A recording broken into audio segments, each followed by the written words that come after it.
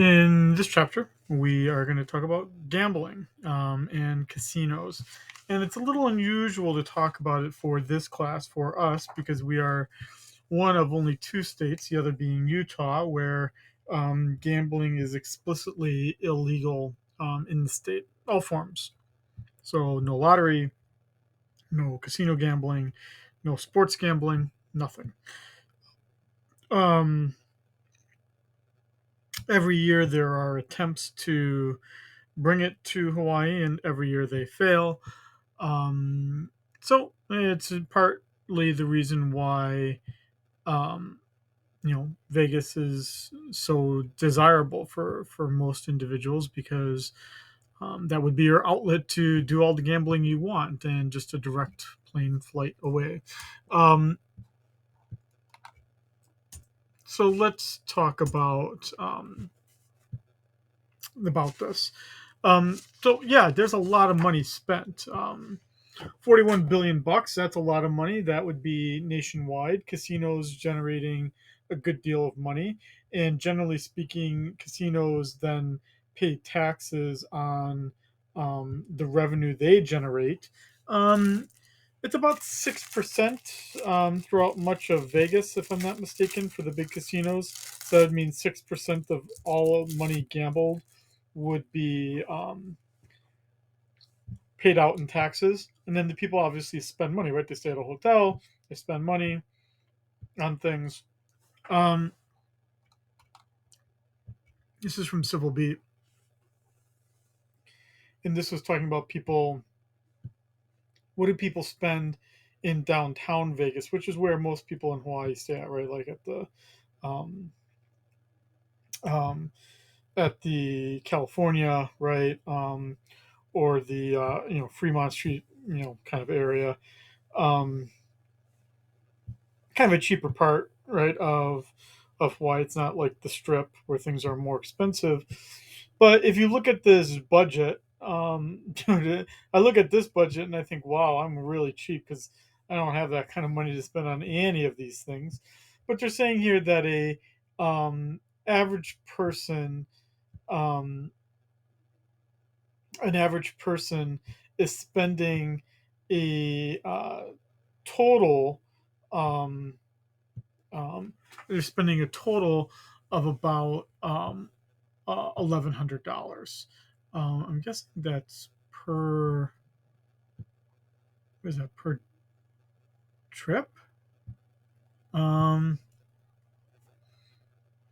what is that? It can't be per day. That would be really expensive. Um, I actually have no idea if that's per day or per trip because it all sounds expensive to me. Sorry. So the idea would be if you allow casinos to be built in Hawaii, you could capture all of that spending and you would capture tax revenue. Now, the problem in Hawaii goes back to kind of what we talked about for um, um, sports stadiums. It's especially true for Hawaii because if we built casinos here, no one's going to travel from the mainland to Hawaii to gamble. So the problem is that it's almost all going to be local substitution. People aren't going to travel here just to gamble and then spend money because they are gambling. Instead, what would happen is that they're staying somewhere and they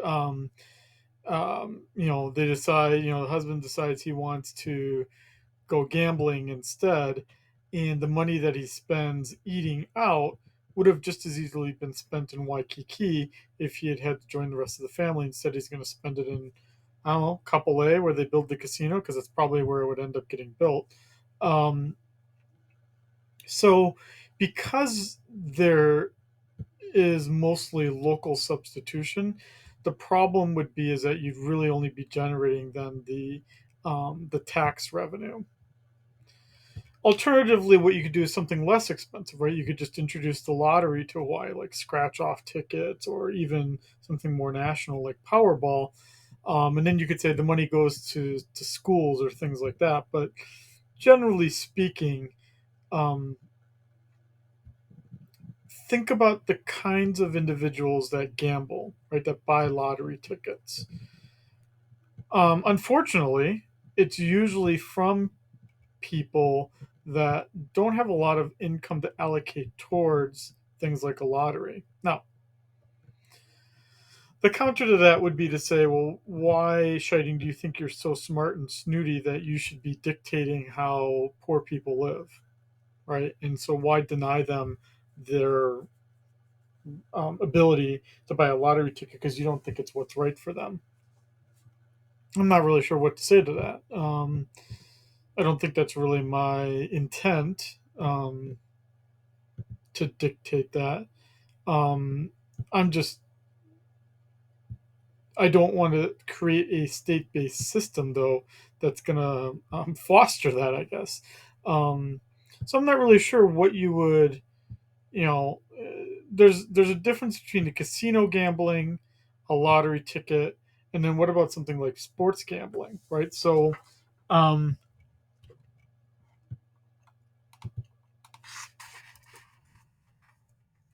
the big one here in Hawaii is DraftKings, or not in Hawaii, just in the United States is DraftKings. And this is my kind of first time looking on this site, but you could basically see you could bet on all these sports, um, basically everything out there. You could play casino, you could do that online. You could do fantasy sports, and then you could do sports book, right? So you could just bet on games and things like that. Um, all internet based. I don't know. I mean, I'm just going to look here at the legality of it. Yeah, so we can't play it here in Hawaii. That's obviously a given. Wow, they even let you do it in Utah. That's pretty amazing. And then there's going to be some states like Texas that will let you do that. Right now. So that's daily fantasy sports. Um, let's see where we can do. Sorry, let's see where we can do online gambling. Yeah, most states in the United States are not going to let you do gambling online. Um, but obviously, what's DraftKings' strategy as a company, right? DraftKings' strategy as a company is that right now someone in Ohio is going to be pissed off that I can do it in Michigan, I can do it in Pennsylvania, I can do it in West Virginia. So why can't I do it? Right? And then they'll pass the law. And then Indiana will say, dude, I could do it here and I could do it here. Why can't I do it?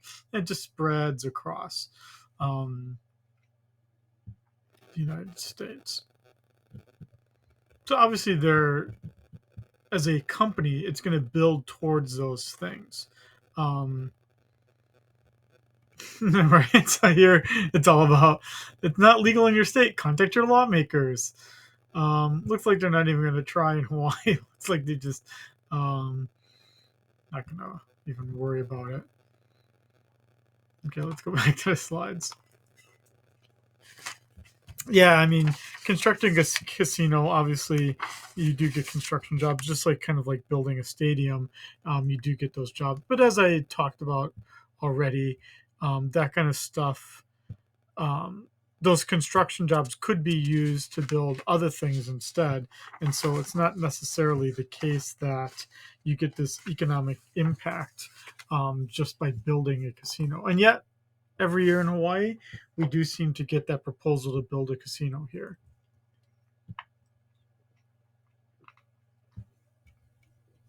Um,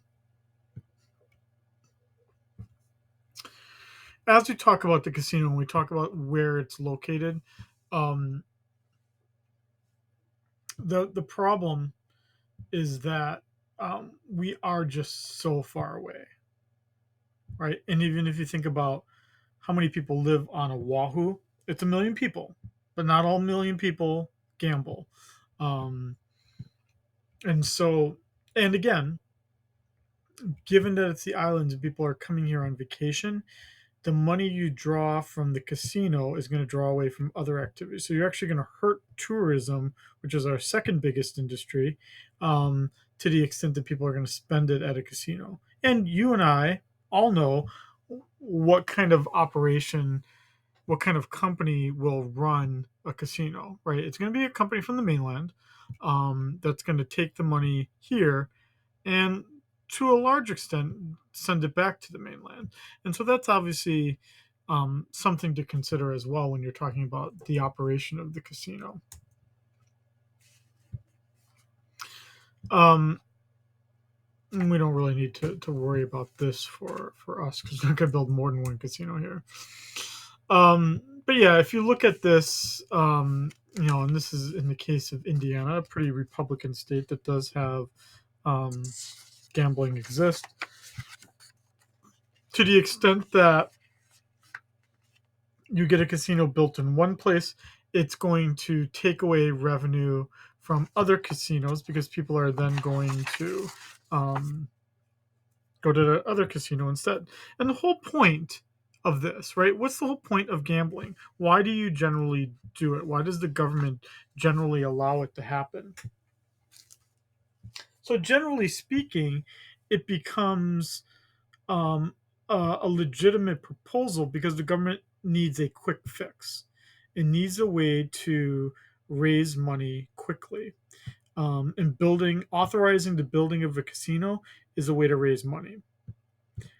That's pretty depressing because, in Hawaii, we actually do get close to those points of desperation. So sometimes it does make you think like at some point we actually might get desperate enough in Hawaii that we think that this is the best solution. And that would be something. Um, um, that would be something to um, that would obviously change the dynamics of how um, um, the state exists as a destination. Now, as an economist, when we do look at that impact, what we see is that it generally doesn't do very much. Right? What's the old mantra in gambling? Right? The house always wins. That's true here too. Right, and which is why I kind of point out if it's a mainland company, especially, it's the mainland company that's going to take the money and have it leave. So when we talk about Kapolei as an area of the island that is developing, it's kind of a tenuous time right now because we are, seeing this area develop in a particular way, right? We do have the big resorts out on this side of the island, but there's also a lot of green space or brown space, right? And we have to kind of think about how that is going to develop. If you build a casino, right, and it drives things that way, it becomes a bit less of a family destination. Um, but it's also something where um, you know if that money is sent back to the mainland, it changes um, the revenue brought in because now you're just talking about again that 6% revenue that comes from the revenue captured by the casino rather than creating jobs. I mean, yeah, it'd be nice to create more jobs in Hawaii, but also we have a very tight labor market. We don't have enough people for the jobs we already have. Um, yeah, so even the taxes that are brought in on the spending, we would have gotten the taxes in some other way. Um, so the only way you're gonna, or if the tax is 6%, that's only a percent or two higher than the GET tax, which you would have gotten otherwise from other activities. So you're really not making that much more. And that's kind of our deceptive tax impact. The other arguments for limiting gambling, which I also do subscribe to as well, is that we as a society just don't, and this is my personal view, you can disagree with me, we don't spend enough money on kind of curtailing the addictive nature of things. Um, you know, the thing about um, tobacco, alcohol, drugs, let's just look here on DraftKings, just as an example here. What if I am addicted to gambling? Okay, so let's just say I'm looking here, dude, I gotta gamble, gotta gamble, gamble, gamble. Look at that.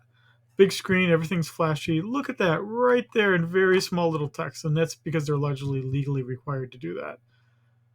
Dude, if you've got a gambling problem, you're not calling this phone number here. Um, they're required to do it. Even this site that talks about how to do things responsibly, even that site looks horrible. Like, not horrible, but what I'm trying to say is it doesn't even look exciting. Um, and not that it's supposed to, but it clearly shows you they don't want you looking on this site. They're required to do it, but they don't really want you looking at that. They want you looking at their fancy site where things are really pushing it out there, because obviously they'd be hurting their business if you've got a gambling problem, right? So again, big site, way down here at the bottom, right? Sorry, I did see it. Yeah, right here, right there, all the way at the bottom, right below the "Do not sell my personal information," right at the bottom. They don't care. Um, and the easiest way to stop a problem from existing, um, something from becoming a problem, is to stop it existing in the first place. So, right, if you love gambling right now in Hawaii, you have to do it illegally, right? You go to I don't know, a cockfight, or you go to a gaming room, in Makiki or something. Um, but it's a little bit seedier. It's a little bit, it's not as socially acceptable. So that's going to curb your addictive things right now. If it's out in the open and everyone can legally do it, it's going to worsen the addictive problem. And here in Hawaii, that is something to care about, because even people who are addicted right now to alcohol and drugs aren't adequately taken care of. So it's hard to think that if we add something else to that mix, like gambling, that people are going to be taken well care of. And then you've got the whole nature of, right, the gambler who is deciding to allocate their money to gambling.